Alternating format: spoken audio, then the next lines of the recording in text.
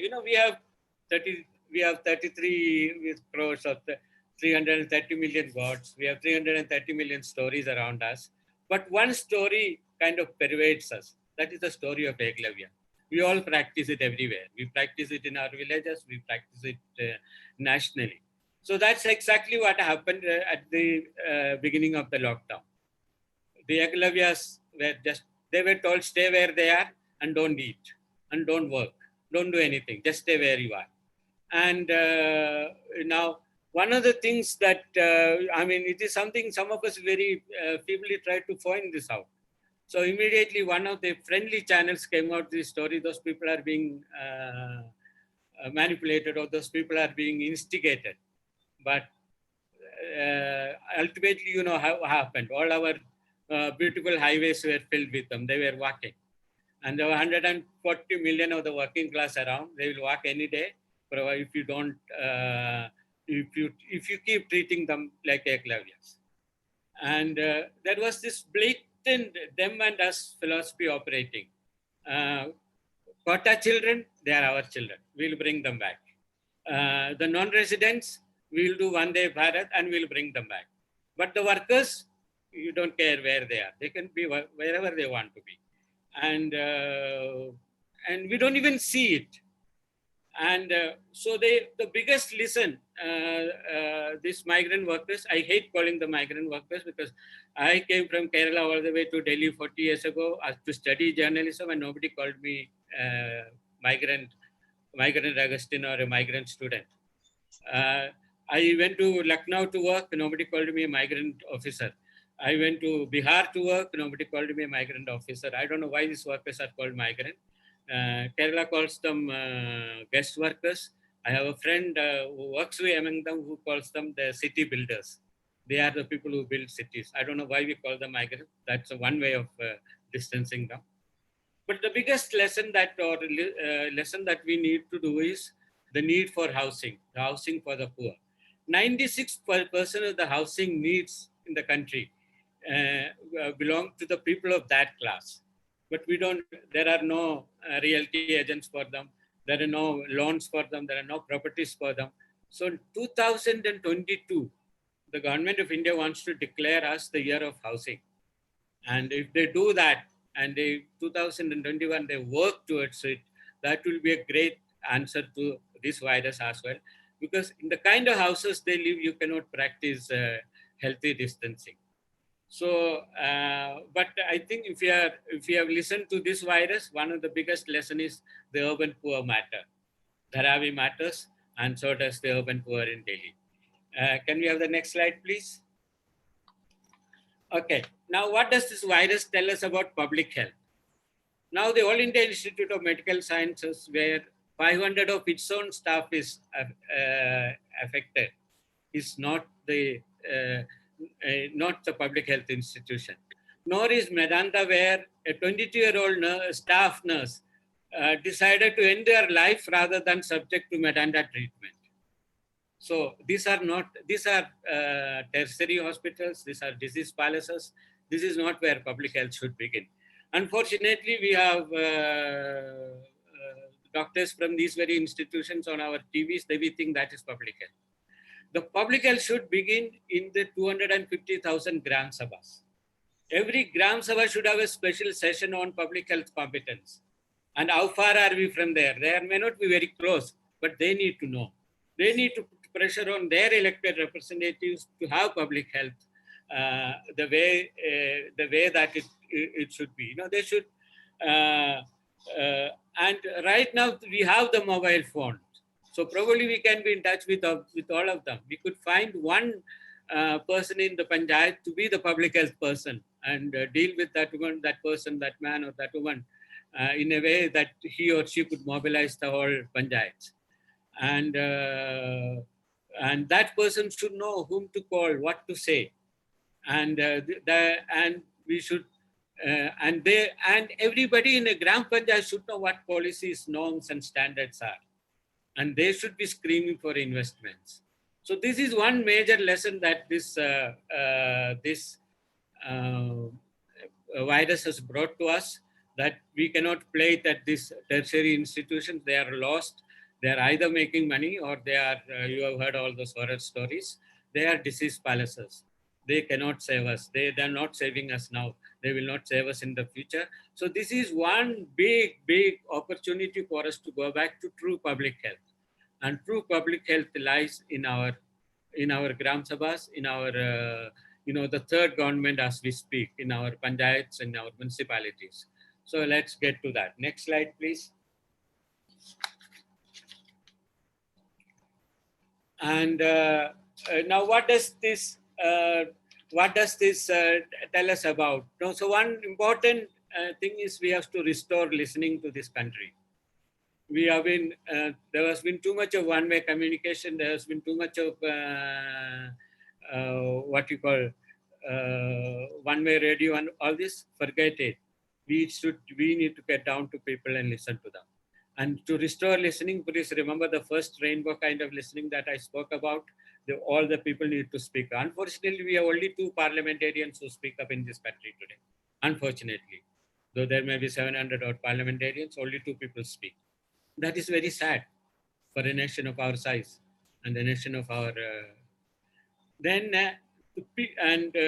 To the powers that I say, tell people how much and what and when will you give. How much will you give? Don't give them promises. Don't give them plans. Tell them how much will you give, when will you give, by what time, and how much. Then please remember Article 39F of the Constitution. What Article 39F of the Constitution promised to every child in India is we will give you opportunities, we will give you facilities, we will give you freedom, we will give you dignity, and we will give you protection. So this is what listening is about. We need to give all 5. We cannot say that no, it is a lockdown that you fend for yourself. Where are the opportunities? Where are the facilities? And where is freedom with it? Where is dignity with it?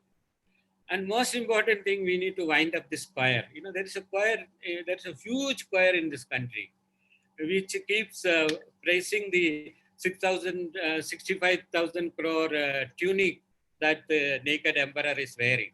The tunic isn't there, but they keep on praising it. Saying everything is fine, everything is hunky-dory, everything is fine. You need to wind up this choir, because this choir is listening the emperor himself from listening to people. Please. And my last and most important point is, this is the biggest listening that this virus forces on us: invest in health. You are dead otherwise. You can be the trillion country, but if you have no health, you see what's happening to the United States. You see what is happening to England, what is happening to UK. You look at this. Where are they? All the wealth, all the money. What is happening to them? So invest in health. We cannot fool the virus. We can fool everybody else. We can have surgical strikes, and we can have all this, but you cannot fool the virus. The virus works on us, on our health. So that kind of listening is important. That kind of listening is what we should play for. I think I'm done with, but if anybody has any response, any questions, I'll be very happy. Yeah, thank you, Mr. Valiat. I'm Amrish Saxena. I'm moderating. I heard you in the beginning. Yeah. So it was really a very enlightening presentation that you made, and taking a clue from the last point that you said. What will you feel? What will happen in the post-COVID era, particularly as you said that the whole approach towards health has to change. So do you feel that the policymakers will have a relook on health-related policies, and they will learn some lesson from this pandemic? And do you find that the more pragmatic and more people-oriented policies to come up in the near future? Actually, Ambarish, I don't see that happening yet. That is the obvious lesson. But right now, what we have is more lip sympathy for health. Health is not happening as of now. There is no move towards that. Because as you said, the public health belongs to the public. So we need to take it where the public is. I don't see that happening yet. And all the plans are for the industrial sector, for I don't see any plan for public health. So public health, so I'm afraid we are not learning the lesson yet. You know, so And this you are saying in the case of the India, or you find the same kind of situation in other developing countries? Well, it is. See, the point is we are overwhelmed by an military-industrial complex. So we steal from our children to keep that complex alive. Why does Trump come here? Because we buy arms from him, not because he loves us. Why do we have a relationship with France? Because we buy arms from them. Yeah. Why do we have a relationship with Germany? Because we buy arms from them. And why do we keep India and Pakistan struggle alive? Because both needs to buy arms. Both can steal from their children, from the health of their children, from the education of their children. So this is the big lesson that we need to learn. And your final word as to how the health communication is going to change. The health, again, it is not, see, the point is, the moment you say communication, we think it is our writing style. We think it is our cleverness with our language. It is the beauty of our visuals. No, my friend, it is our capacity to listen. Now, what does that woman who went for 13 hours in Noida from hospital to hospital and finally died, what does she have to tell us? How about that woman went hours through, the very next day went and gave birth to a child on the road, that to a still baby? What do they have to tell us? So that's the lesson we need to play. And the media has to keep our ears there and speak on their behalf. Yeah. I had a very interesting incident in while I was posted in Lucknow. There was this one Dalit woman who was not allowed to enter the health center to deliver. So she gave birth to a baby on the road. But the Asha who went with her stood with that baby. So next day, I think it was the Indian Express, I'm not sure, reported this incident. So I called up that correspondent. I told her, now go back and talk to that Asha. What made her stay on? Because if she hadn't entered the hospital, Asha is not going to get her money either. But Asha stayed on. That's the help that we need. She stayed on, and even if it on a pavement, she helped that birthing process out. Yes. But on the other hand, that woman is the Ekalavya, the millions of Ekalavyas we keep pushing out. We keep cutting their thumbs off. So that is where our big challenge is. That's what the virus has exposed.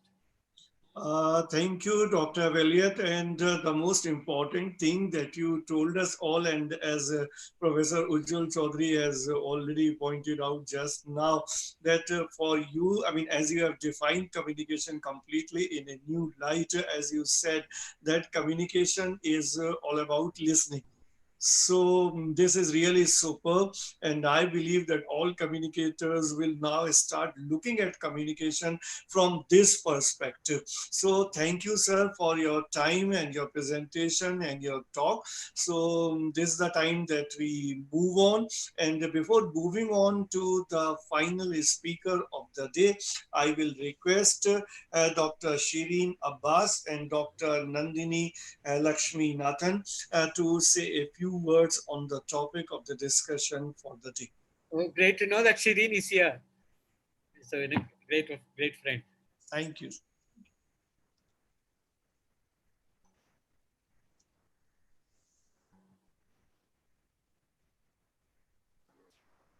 The host, hold on the poster.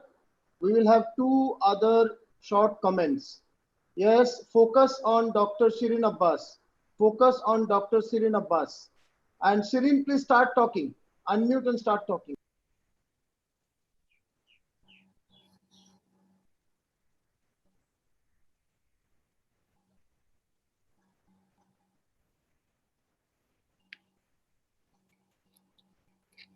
Hello.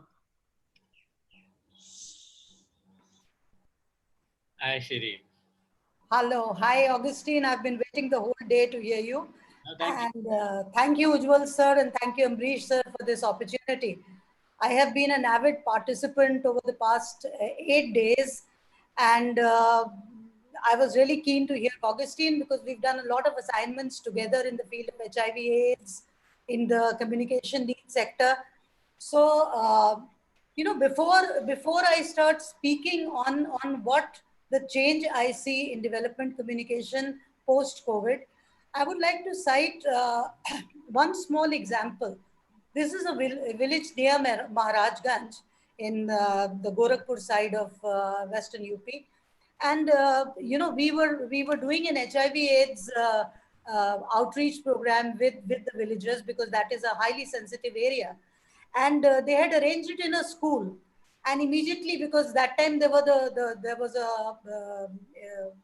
the floods were on, and most of the places that we had been chosen were covered with the water.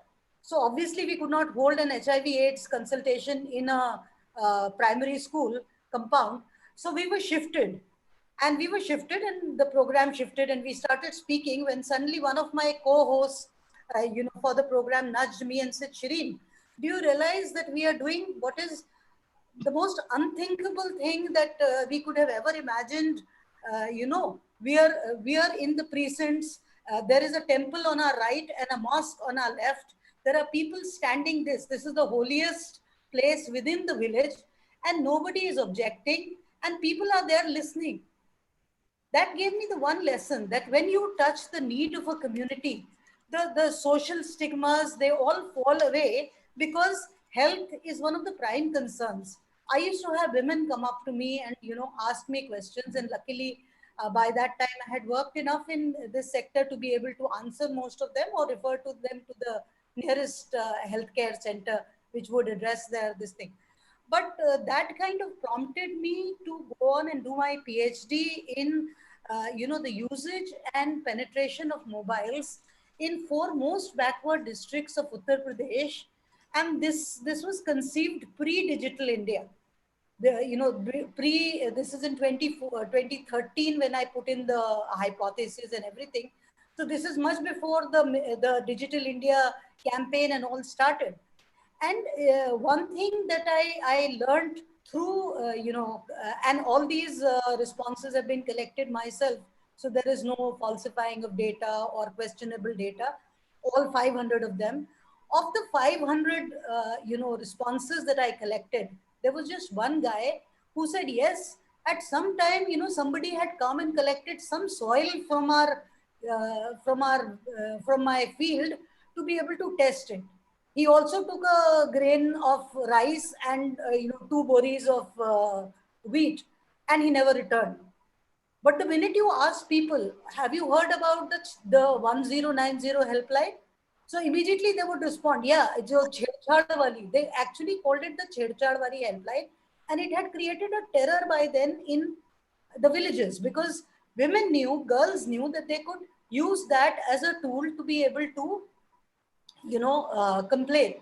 The police helpline, the health helpline, the scheme about, the Janani Suraksha Yojana, where the midwife, the Asha Behan gets the money to take the expectant woman to a healthcare center and have an institutionalized delivery. So way back in my thesis was awarded in 2016. So way back in 2014 and 2015, I was realizing that where it concerns livelihood, where it concerns health, people are very quick to latch on to, these kind of helplines. And this whole, fallacy that our villages are not empowered enough, or they are not at least one household per village. At least one household, one member per household per village definitely has access to maybe not the smartphone, but at least the normal featured phone. And with the use of Chinese made mobiles, these have become accessible. So the big opportunity before our development communication specialist is now to use that as for targeted interventions. Because post-COVID, there is this huge thing of migrants coming back and a huge load of distrust that they are carrying. And health communication specialists have to work to wipe out that, that burden of distrust that they have gone down with. That whole, uh, uh, that whole mindset has to be uh, erased and a new and fortified with interventions which tell them that we care, we will reach out to you, the gaps will be filled, and that can be done beautifully through the use of the simple mobile device. Another instance that I'd like to cite is of mobile kunji, which I think has been used in West Bengal by BBC Media Action and several other, this thing. Using a simple mobile phone and this deck of cards. It is now a study at MIT and at Harvard, and where else research papers have been filed on this. Dr. Shirin, may I dare to stop you here, because we also need to listen to Dr. Lakshmi, Dr. Nandini Lakshmi. Okay, I'll just round up in one sentence, sir, that this will be the coming of age of governance and an opportunity and not a threat if we manage to restore that trust. And development communication has now to also go virtual and to be able to reach out to the lowest common denominator. That is the answer post-COVID for development communication sector. And I'm very glad that there are a lot of efforts being made in that. Once again, thank you, Ujjwal sir. Thank you, Ambrish sir, for this opportunity. And I'm really glad to be part of this webinar series. Thank you. Thank you, Dr. Shirin. Because you have been such a avid participant and you have such a wealth of experience, we wanted you to at least pick 5-6 minutes to give one case study, which you have done very well. Thank you very much. Thank you, sir. Thank you. So now I request Dr. Nandini. Yeah. First of all, let me thank Ujjwal and Ambrish for squeezing me in here. I've been listening to these web series for last probably almost every day, and I find it very interesting. And when it was development communication, I just requested Ujjwal, can I squeeze in something? Can I put in something? Because I'm working in health communication for last 16 years. So when you look to health communication, like health is being neglected, the health index of India itself speaks how much we have taken care of health. Though Indian heritage, if we go back to our Indian system, health, living good is always been focused. But in India, when you look to the study, when you look to the behavioral pattern, it's always emergency. You ask anybody, how are you? Suddenly they get a shock. No, I am all fine. Very rarely you will get a very happy answer. Oh, how are you? Yeah, and all those casual things. Particularly you come to Manipal and ask, how are you? They get paranoid with the word, how are you? So anyway, going further, from my past experiences in the field, when COVID occurred, I'm consciously using the word occurred, to reach the last man, the message, how much time it would take was my concern. Really, I was worried about it. Because there are many other viruses which are on and alive, but the kind of pandemic COVID created, not only in India but in the world, in the other countries where health infrastructure is very good, technology is very good, and we are no way comparable to them, and their behavioral pattern is very very much better when compared to our behavioral pattern towards health. We are capable of hitting our own health workers. We are capable of spitting on the road despite being told not to. Let me not elaborate, considering the time constraints. So I was really worried. One thing that I think I'll just say this and end my thoughts, because there is a lot to say. one major thing, observations which we all have is, in India we have more mobile phones than what do you say, toilets. Probably that came to use now. I must say that. Whether you agree with me or you agree to disagree with me, I have no care. But that is exactly what brought India to control COVID, because everyone had a mobile phone. Everyone will lift the mobile phone to talk. The moment the ring tone is, then there is a fear. And the second one, yeah, some of them said you shouldn't believe, you shouldn't listen to media and all that. But I tell you, some of the words which were used by media, particularly in the regional language, I have full appreciation for regional language media. Here, fear factor works better. Nothing like fear factor. They used words like Mahamari and Ye Hemmari. In Kannada, I am giving you. So, these words connote and denote to a very fearful things. And I think fear is one major factor that probably has affected in control of COVID.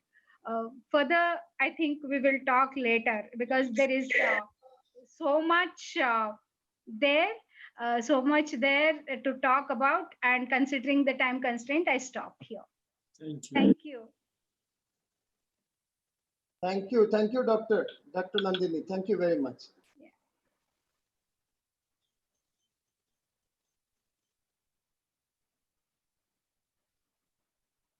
So now it's the time to move on to the final speaker of the day, Ushoshi Gupta.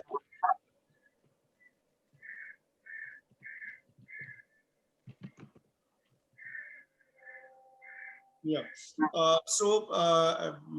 At the outset, I will request the student of Adamas University, Shayari Sil, to formally introduce Ushoshi Gupta.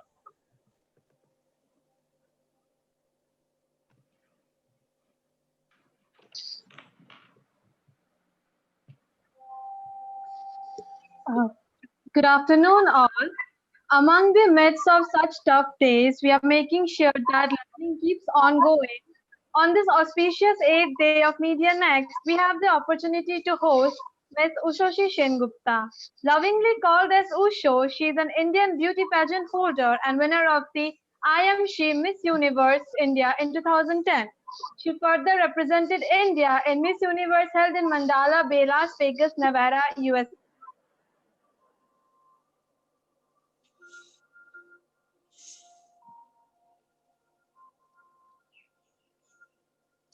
I think her connection is lost. No problem.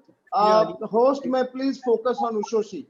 Host may please focus on. Hi, Ushoshi. How are you? Hi, sir. Thank you so much. It's so good to see that you are back from your work of relief at Amphan storm in rural Bengal. You have been doing it for the last few. Yes, over to you, Ushoshi. Thank you. Thank you so much, sir. Thank you so much, Shairi.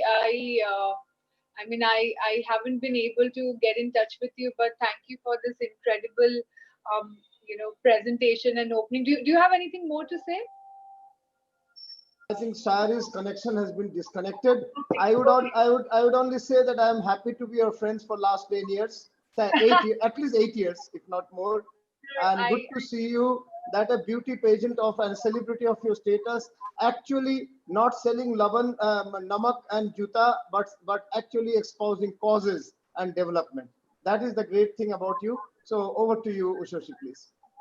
Thank you so much, sir. I must tell all the students of Adamas that how lucky they are to have you as one of their mentors.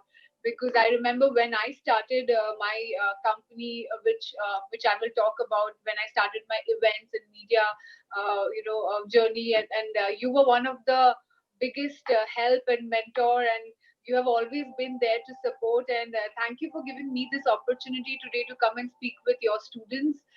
And I mean, it's incredible what Adamas is doing, in particularly in this time, so that the education and the familiarity with learning doesn't stop for student. I think it's incredible. Ushoshi will be happy that there are students from Delhi, Yes. DME Media College, and Sharda University, and there are students from Odisha, Birla Global University, and some from Guwahati, which is the Royal Global University there. And there are people, 100 people on Zoom, but there are 210 people on YouTube, Facebook, and IndiaReal.in YouTube as well. Over to you. It's around 300 plus people now on the online.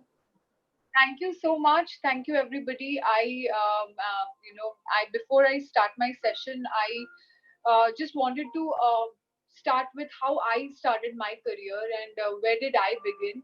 So I was born in New Delhi. My father was working with Indian Air Force, and I grew up as a defense kid. So I was born in Delhi. I traveled to Gujarat. I was living in Baroda in Gujarat. I did my schooling there, and then I moved to Calcutta. I finished my graduation from here, and I started my career as a professional model.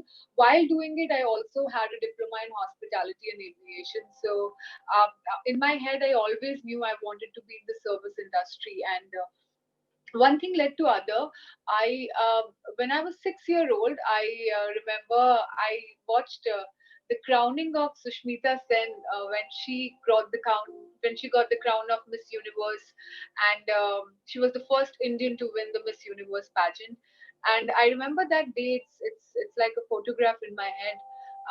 My father called out my mother saying, come quickly, this Bengali girl has won Miss Universe. So I was very excited to see her crowning moment, and I remember asking my dad that what does this mean, and he said that she's the most intelligent girl in India today. And that thing kept ringing in my head, and I had a dream of going for Miss India and Miss Universe someday.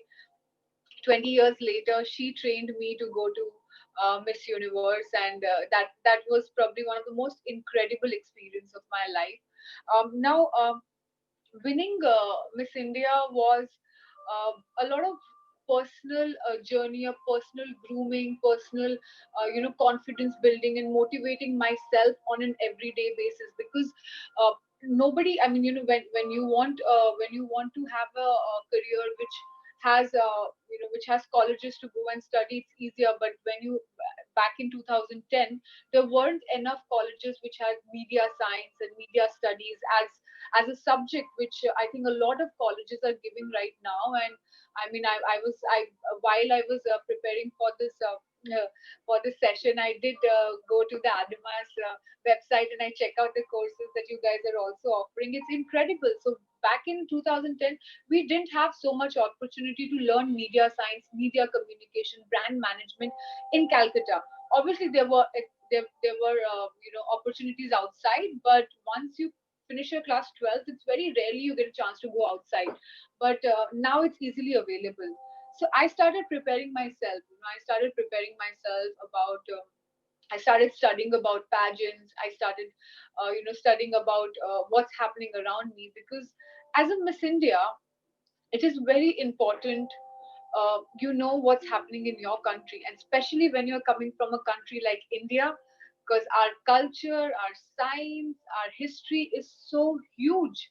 And when you go to a pageant like Miss Universe, there were 84 countries participating, and they all look forward to meet Miss India, because Lara Datta holds the world record of being the highest scoring Miss Universe in the history of the pageant. So people look forward to meet Miss India because they're perceived to be very intelligent women.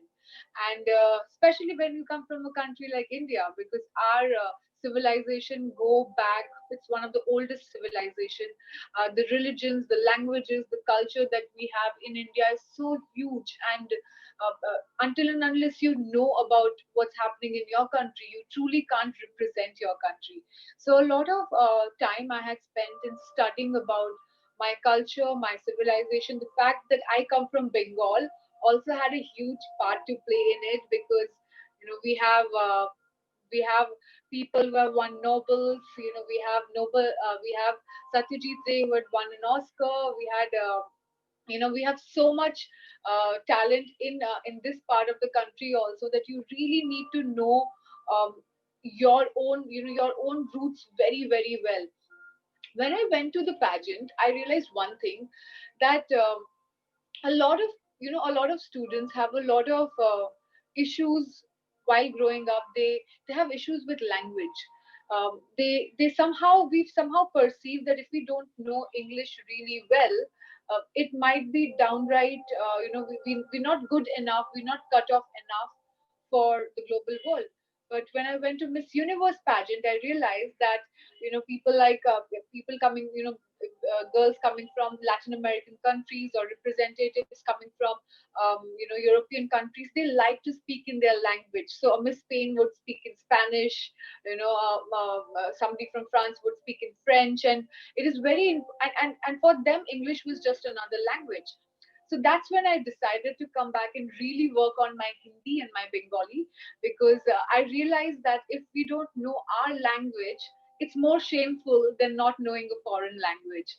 So what helped me that point of time was this confidence that I had in myself, to know that I really need to know my roots well, and I was representing India. So for me, it was more important to learn where I come from, my mother tongue, my national language, and also the fact that how I take all of that and represent it in the most confident manner.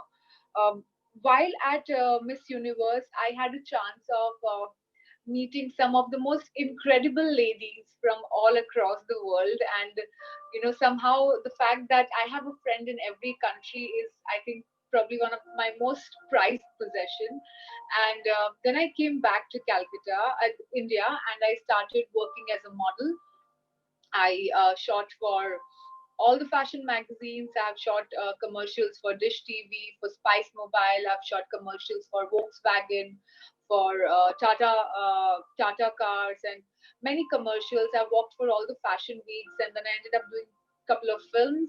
And that was the time I realized that I really wanted, my interest lies in you know. Having my own production. And also, since I studied political science and sociology in my graduation, I had this innate interest in serving people. So for me, it was very, very important to have a project or start something in which I have a chance to serve people. Now, at this point of time, guys, I realized the importance of branding. What branding can do to you. So when you will finish your graduation, or when you will finish your 12th standard, or after your graduation, you would have mastered in some subject.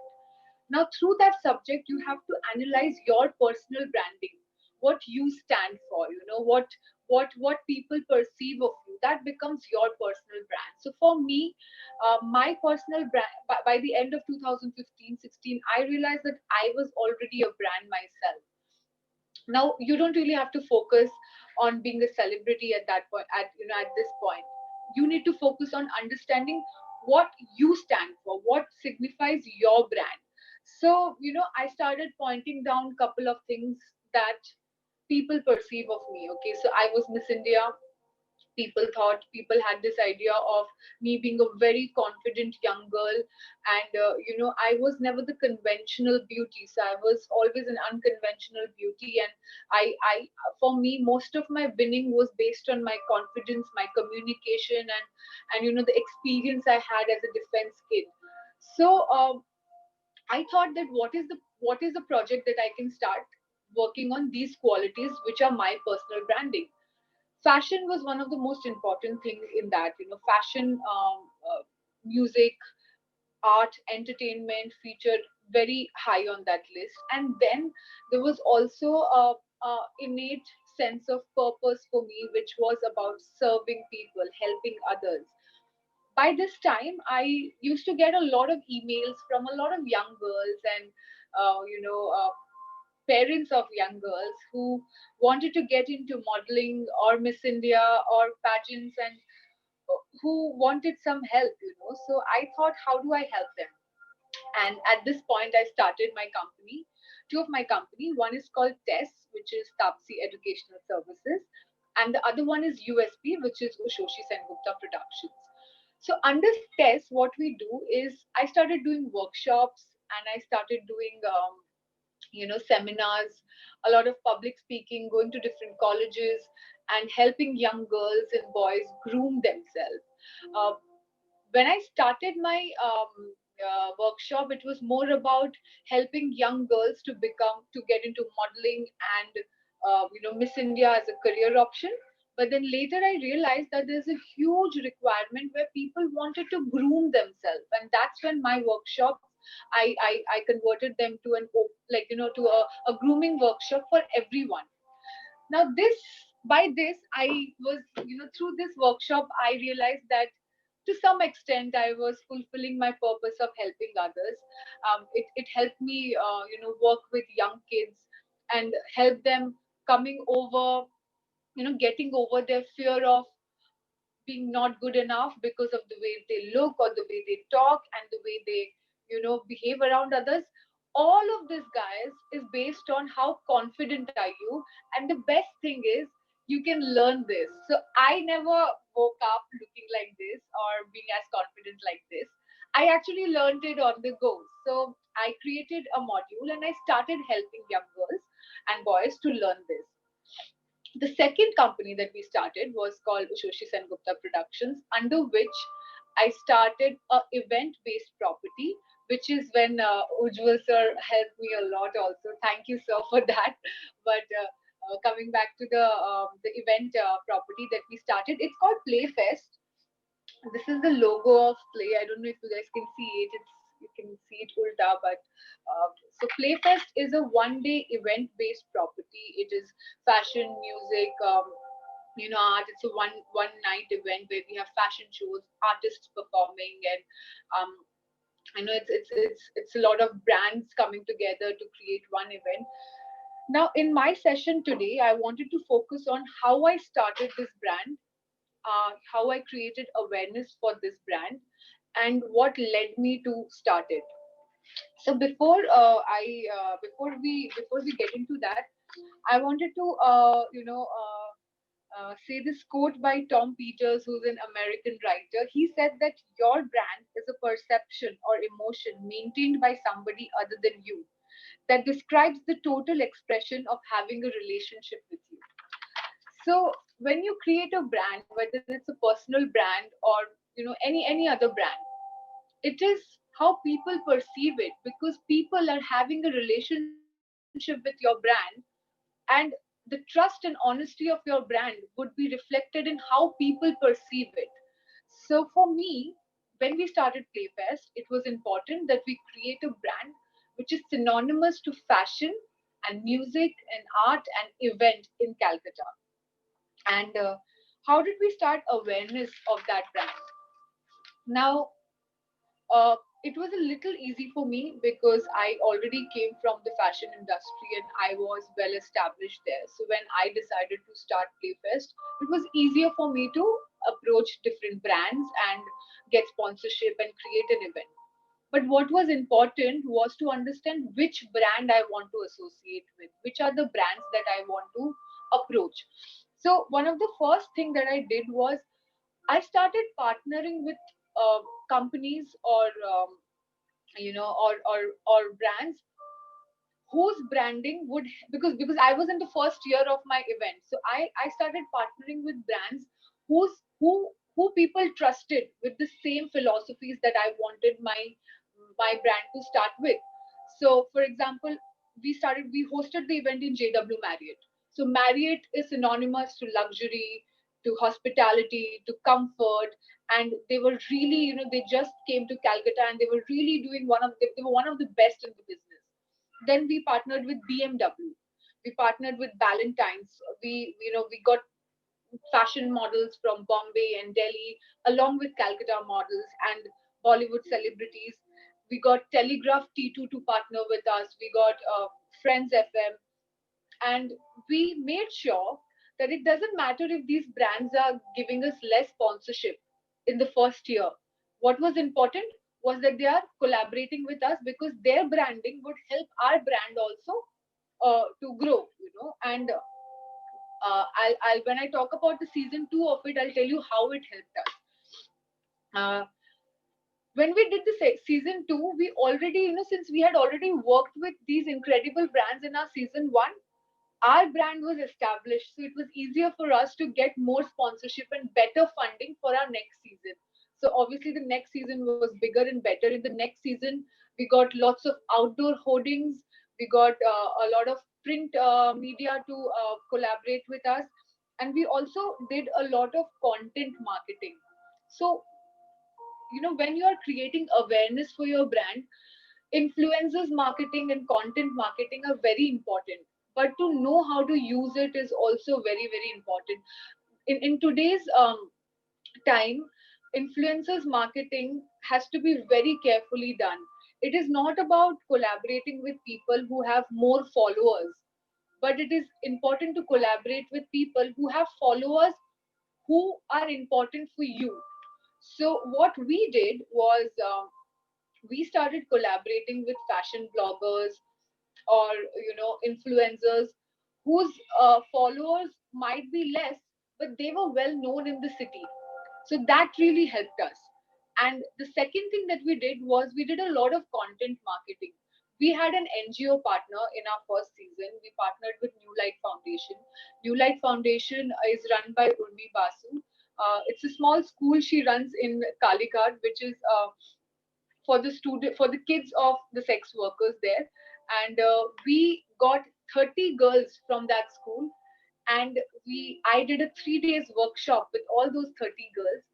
Two of those girls who were tall enough to walk on the ramp for us walked as models with the professional models, and the rest 28 of them worked in our event as our team. So while doing all of this, we documented the whole thing, how we got in touch with her, a day at New Light while we were training them. And this entire content we documented and we shared it on our digital media. That content marketing gave us a lot of trust. People valued our brand. They knew that we have a social responsibility along with entertainment and fashion and music added. So people had faith in us. They knew that they wanted to come to our event. They wanted to associate with us. Then we got in touch with our fitness brand, and we did a 1 day fitness event. We documented that. That content was used on our platform to do content marketing. And then we also had pre-events. We had some of our models come together, do fun competition. Now all this content kept the buzz on till our main event. So 15 days prior to our main event, we did all this content marketing, and it really created a lot of buzz, and it really helped us. By the end of it, guys, when our first season we hosted, we got so many calls for people to want to get an invite to our event that we were overflowed. Like, we were getting emails and we were getting people to call, and we made it very restricted. That also helped us increase the luxury value of our event.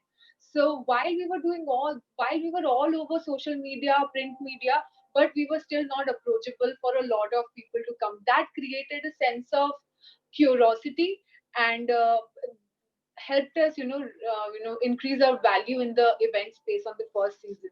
So these are some of the ways that we created brand awareness for our event. Now when you have a brand, what worked for us might not work for you, because we were an event based property. You might have a FMCG brand, or you might have any, depending on your brand, you have to understand how you want to create value around it. Once you have a brand and you have created awareness for it, then comes brand strategy and brand management. The strategic planning of your brand is very, very important, and it is never one person's job. You need your team to come together to strategize it. When we do events, we have a lot of different teams. We have logistics, we have production team, we have a creative team, we have the core team. So all of us come together and put strategies, which is followed over a course of 2 months to develop a fashion event, fashion brand. Uh, what helps us while we do this is, see, we create a platform in terms of events. We create a platform for a lot of brands to come together. Now the platform's value raises by the partners and people we have collaborated with, which is also about the people who are working in the team. So when you have models who have more experience.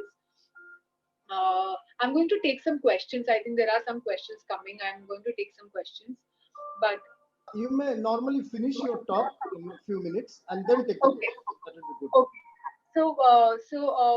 Once you have set up, it is again, yeah, coming back to why it is important to have a good team, and why it is important to know what are the things that you can perform carefully. Now, see, when we start a brand, we feel okay, we're gonna hire them, we're gonna get this person. We always might not have funds.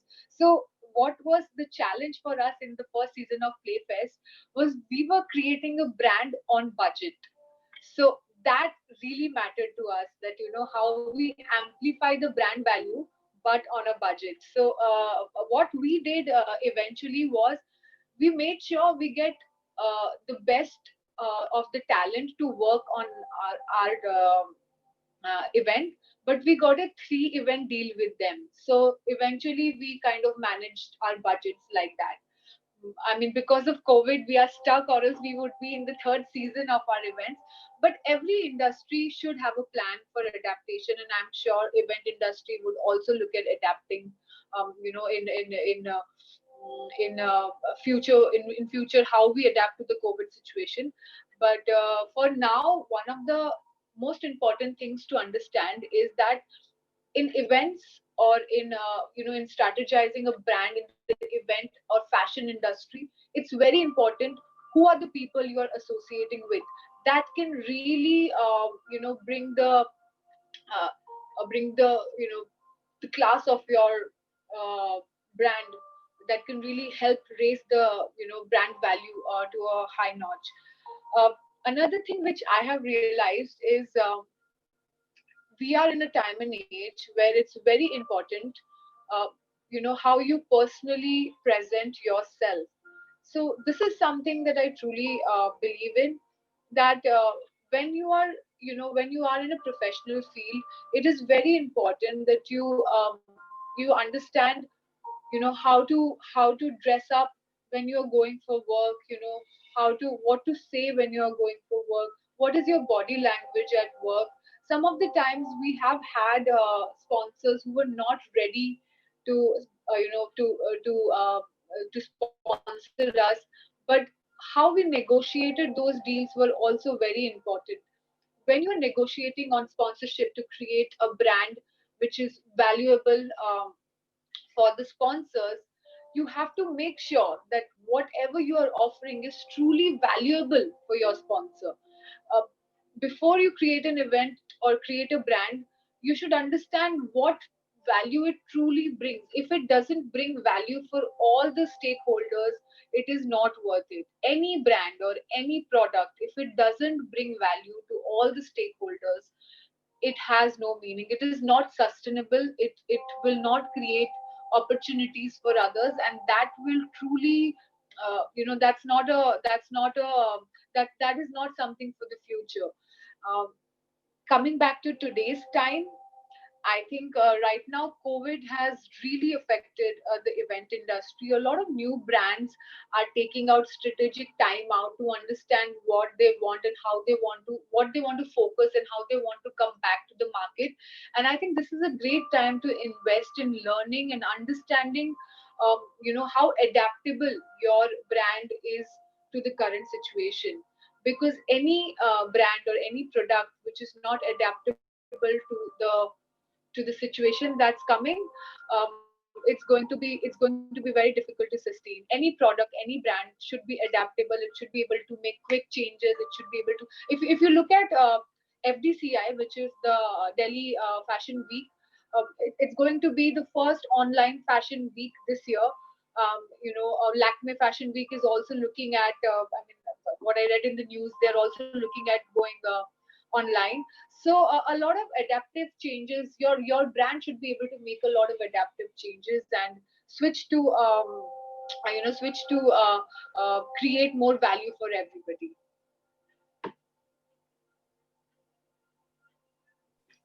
So, Ushoshi, there are few questions you yourself pointed out. There is one question which has been asked by Jayashri Singh.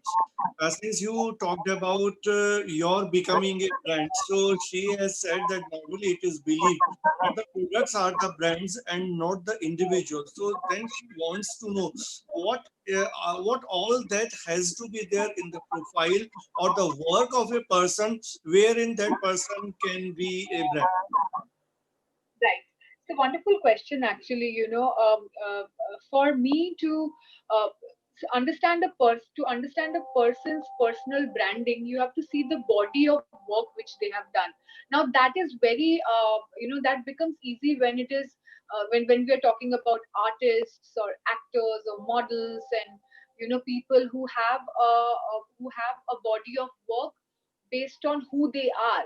Now, once you have created that body of work and you have a certain value in terms of personal branding, then when you launch a product, your personal branding gets reflected on that product. For example, something like an Anushka Sharma, when Anushka is a personal brand, but when she starts Nush by Anushka, which is a brand of clothing, her own personal branding gets reflected in that. Uh, so that point of time, it is easier for any other brand to start from 0 to 10 would take some time, but when somebody with a personal branding does it, it already, you can start at an 8. Yeah, so there is another question which Dr. Sonayan has asked that you did movies, 3 movies, but then the last movie was 4 years back. So was it a conscious decision not to do more movies? I'm sorry. Your last movie was some 3, 4 years old. So was it a conscious decision not to do any more movies? Actually, it has not been a conscious decision. I have actually not got something where I bring value to the project that I'm doing. I think I really want to invest time in being of some service to my people, rather than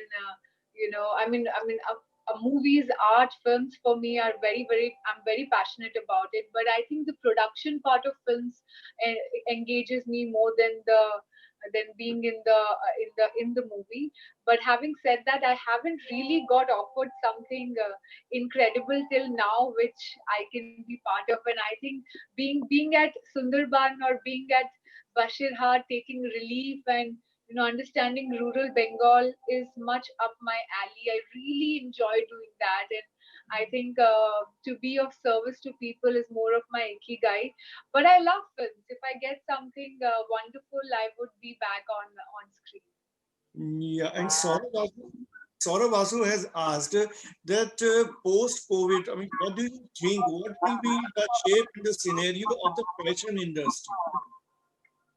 Or the fashion industry? Yeah, that's a Yeah. very good question, Saurav. Actually, the fashion industry is in much of dilemma.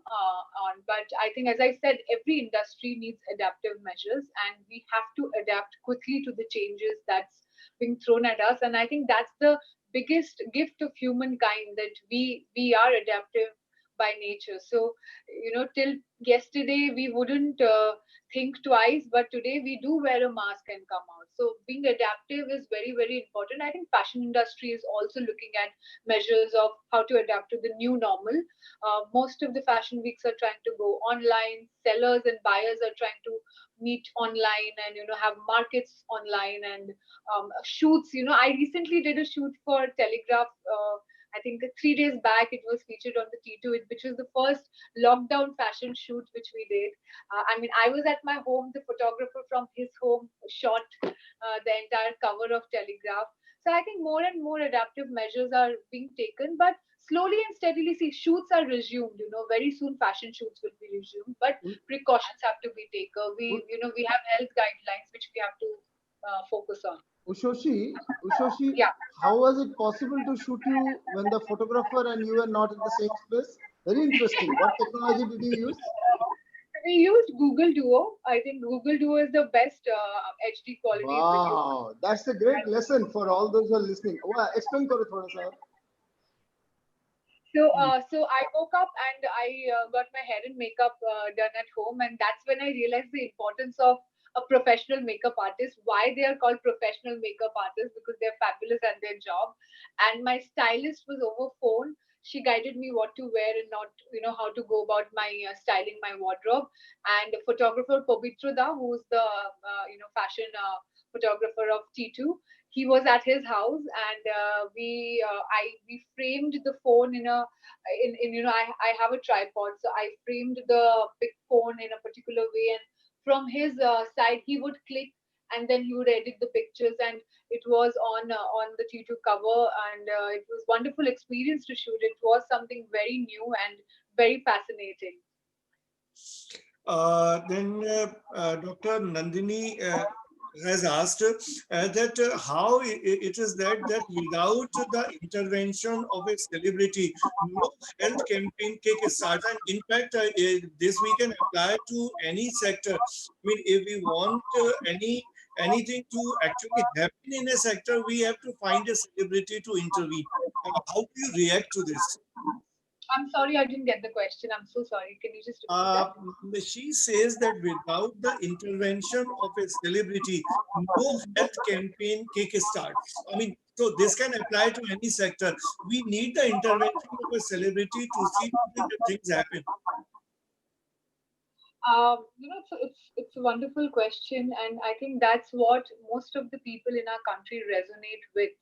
And I think in a situation like this, where there's so much fear, we always feel that we don't have a chance. But I personally feel this, and this is what my learning in my political science studies have taught me, that if you have a vote, you have a voice. And we rarely understand the power of our voice and what it can create, but we need to be persistent with that. The problem is we start a like for something like something like what's happening with the George Floyd murder in America. Black Lives Matters, it's a campaign which was started and it has taken momentum. Somebody who's not a celebrity shot it, posted it. Now she has taken that effort to post that and raise that alarm. Sometimes you raise an alarm and people will join on your mission. So we sit back thinking that, oh, what we can do, what I can do, but we don't understand the power that we have within us and how we can create a change through that. There's something that my mentor Sushmita Sen had taught me, and it's a quote that stayed with me, which I want to say, that I know I can't do everything, but I can do something. And just because I can't do everything, I will not refuse to do that something that I can do. And you know, as Ravindranath Tagore rightly said, "Jodi tor ডাক শুনে কেউ না আসে, তবে একলা চলো রে." You raise a voice, it will become a momentum. You don't need a celebrity to back that. Ushoshi, you are into so many things and doing so well, and people look up to you, particularly the youngsters. So, what will you suggest to the young people, young students who want to enter into any such area, whether we say the fashion industry or the modeling or the acting? I mean, so what will be your message to them? My message to all the youngsters, I'm also a youngster, but my message to everybody is, I mean, I like to believe that, is that, you have to be a child at heart. I think this is something I've learned from my father, who's 60, but he's a child at heart. And what is being a child at heart means? It's that you when you do something, you do it with utmost honesty and truth. You enjoy what you are doing, and when you enjoy something you are doing, you can be of service to others. You can help people around you only when you are enjoying what you are doing. So don't study engineering because your parents want you to study engineering. Study it because you love it. And only when you love it, you learning engineering will benefit people around you. Human life is for service to others. Your life is not yours. You have come to this planet because you have to make a difference. You have to create a change for people around you. And it starts with your family. When you study the subject that you truly love, your parents are happy, you are happy, people around you are happy. And with that knowledge, you can create a change, whether it's acting, modeling, music, sports, joining politics, going to the space, or being a teacher. Although I believe that being a teacher is the most difficult one, because for being a teacher you have to be really selfless, and it's not everybody's cup of tea. But I think whatever I am today is because of the teachers I have met and who have impartially taught me their knowledge. And today I carry that with me, and this is what has given me the opportunities and helped me meet people who have helped me on my mission. So, yeah. Yeah. So thank you, Ushoshi Gupta, to be with us and giving so much interesting information, vital information, and obviously the participants of this session would have learned a lot of things and will apply all that understanding and the knowledge that you gave in your career. So thank you all, and with this we wind up this session. And towards the closing, I would like to tell to all the listeners that today is the 8th day of this media conclave. This is a 10-day conclave. So 2 days are left. This is a conclave which has been initiated by Adamas University and particularly the School of Communication, Media and Fashion, and it's being steered by Professor Ujjwal Chaudhary.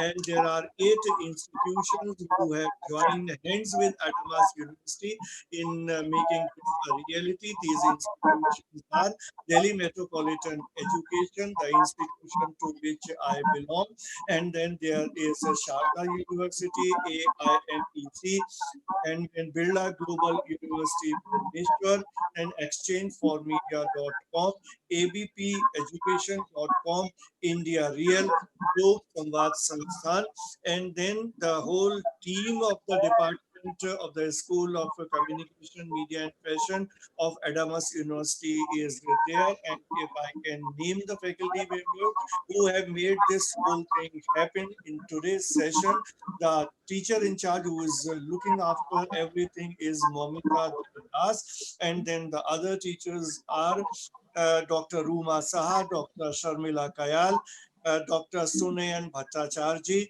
Swati Chandak, and Sayak Pal. And the students who were there instrumental in introducing the experts and the guests. They are Satakshi Ganguly, Ritu Parna Mukhopadhyay, Navodita Roy, Abhinav Banerjee, Titus Bose, and Shairi Sil. So that is all for today. I would request Professor Ujjwal Chaudhary to please come over and tell us the details of tomorrow's session. Yeah, please. I would just like to conclude, sir, by saying thank you. Thank you to everybody, and especially to Ujjwal, sir, for giving me this opportunity to come on this platform. I had a wonderful time. It is never one person's thing. An entire team puts together this. So huge thank you to Adamas University for giving me this opportunity, and I'm incredible thankful to Ujjwal, sir. Sir, I'm going to call you personally and say thank you for this. I had fine. a great But Ushoshi will have a solo session with you separately, and Yes, we will invite youngsters from all over the country for a solo session with you, where you actually talk about your journey from your graduation first year. Yeah, yeah. I actually read a lot of students commenting that I have a beautiful smile. So thank you so much. I'm going to go through all the comments right now, but thank you to everyone. So, your 15 years journey from class 11, 12 onwards till now, I want that to be spoken over 90 minutes with interaction, where Ambarish sir students, my students, and many others will jointly participate. Okay? Because that's very important, and it will be good fun having that. And I really appreciate and admire you. I have told you on face, and I'm telling you again, that you devote your time for causes, that you devote your time for development issues, that you devote your time with NGOs, and they cannot actually I mean, the way a corporate can pay, never can an NGO pay. I know that. Many of these are pro bono also, but still you do this, and that I really appreciate.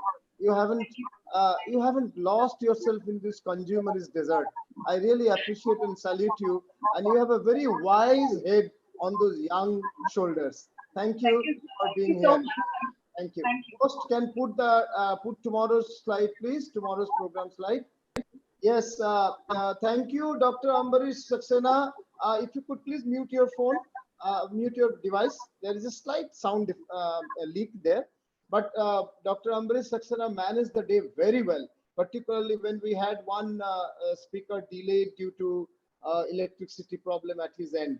But you have managed it so well. You have put in so much of content on your own as a moderator, not just doing a mechanical way. You have put so much of content. Thank you very much. Tomorrow we have a fabulous day, and this is focused on photography. Photography in every way. We have Kaunteya Sinha, who has been traveling to more than 100 countries, talking to you. And even in this, after the abrogation of Article 370, he was in Kashmir, silently shooting and telling stories. He was originally in Times of India for a very long time, photojournalist. And now today he is writing for more than 70 portals and publications of the world. And he's on a scholarship of a couple of organizations as well. So he has interviewed more than 120 top leaders of the world. He'll be speaking tomorrow, and he starts dot at 10. Please come dot at 10 for Kaunteya Sinha. Dr. Tabina Anzum Qureshi will be speaking from Kashmir. Because the line can be disturbed, she has already sent a video talk, but she is fine with the line now. She has informed. So after the video talk of 15 minutes, she will again meet face to face for 15 minutes. We have Mr. Rajiv Bhatt of Hindu. He will talk about news photography, documentary photography. Very good discussions you would have. Then Mr. Sudeep Mehta and Professor Subrata Roy Chaudhary, who is also actually a practitioner here and also teaches. So 5 top photographers would be talking to you from every possible angle. Whether it's news, documentary, real life, advertising and commercial photography, all aspects would be covered. And it will be moderated by Dr. Amit Chawla of Sarda University. Dr. Amit Chawla will be moderating tomorrow, and we shall have a great time together.